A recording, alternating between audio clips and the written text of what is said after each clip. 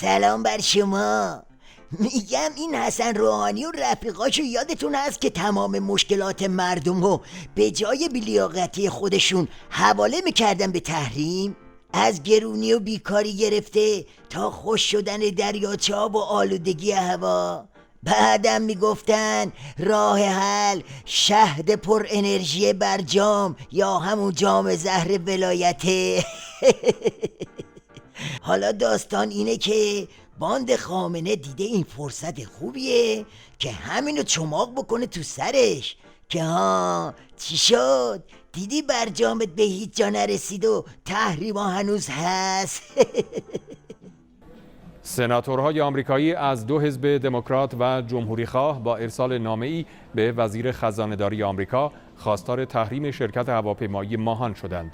سفیر ایران در آلمان در همایش تجاری و بانکی ایران و اروپا میگه نگرانی از تنبیهات امریکا مانع مهمی در عادی سازی روابط بانک‌های خارجی با ایرانه. یعنی خلاصش داره به روحانی میگه دیدی هیچ تحریمی رفت نشد، هم زهر رو ریختی تو گلوی عظما جون ما، هم تحریما هنوز داره پدرمونو در میاره. خب البته با این که قصدشون کشیدن فرش از زیر پای حسن فریه، ولی حقم دارن بدبختا، چون هنوز پولاشون قفله و خرج حوسی موسی رو هم باید با مصیبت بدن، چه برسه دردای بیدرمون دیگه.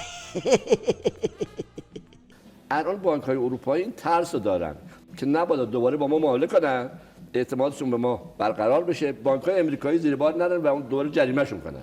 این احتیاط یه ذره توأم با احتیاط سیاسی هم هست. اون تحریم داماتو که تحریم بدیه، اون تحریم باز بشکنه. منم حالا از آمریکا میخوام که تو رو به خدا بد اخلاقیاتو کم کن دیگه. حالا وقتی است که ما اومدیم با هم دیگه الفت برقرار کنیم دیگه. وقتی میخوایم الفت برقرار کنیم دیگه تو هم اخم و تخت تو کنار بذار.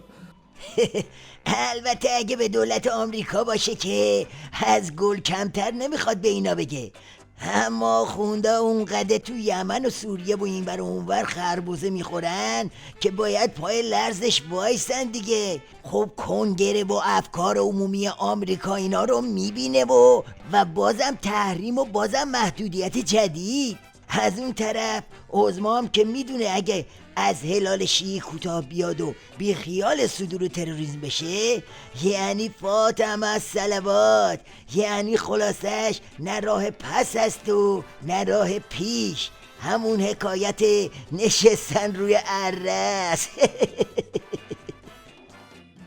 واقعیت ماجرا آن است که واشنگتن طی یک دهه گذشته از تحریم اقتصادی به سوی گروگانگیری اقتصاد جمهوری اسلامی ایران حرکت کرده است. از برجام با عنوان فتح الفتوح، بزرگترین دستاورد تاریخ انقلاب، معجزه قرن، برتر از فتح خرمشهر، تسلیم قدرت‌های بزرگ در مقابل ایران، آغاز گشایش اقتصادی و شکوفایی علمی و غیره یاد می‌شد و با حمله به منتقدان و ناسزاگویی به آنان در جاده یک طرفه دستاوردهای خیالی برجام تختگاز می‌رفتند. عرضم به حضورتون باند خامنه دق و دلیشو اینطوری رو سر روحانی خالی میکنه، اما میدونی جواب شیخ فری چیه؟ جوابش اینه که خوب گوش کنید.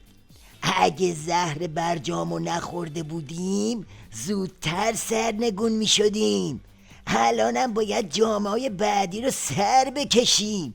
بابا یالا عظما اجازه بده بریم پشت میز سایر زهرا. البته مردم میخوان همه تحریما برداشته بشه، اشکال نداره، ما میتونیم از نو هیئت مذاکره کننده رو بهش اجازه بدیم راجع به بقیه موضوعات هم با دنیا صحبت کنن. تو اون مذاکرات باز هم به نتیجه شبیه برجام خواهیم رسید حتما. درخواست من از ملت ایران برای برجام دوست.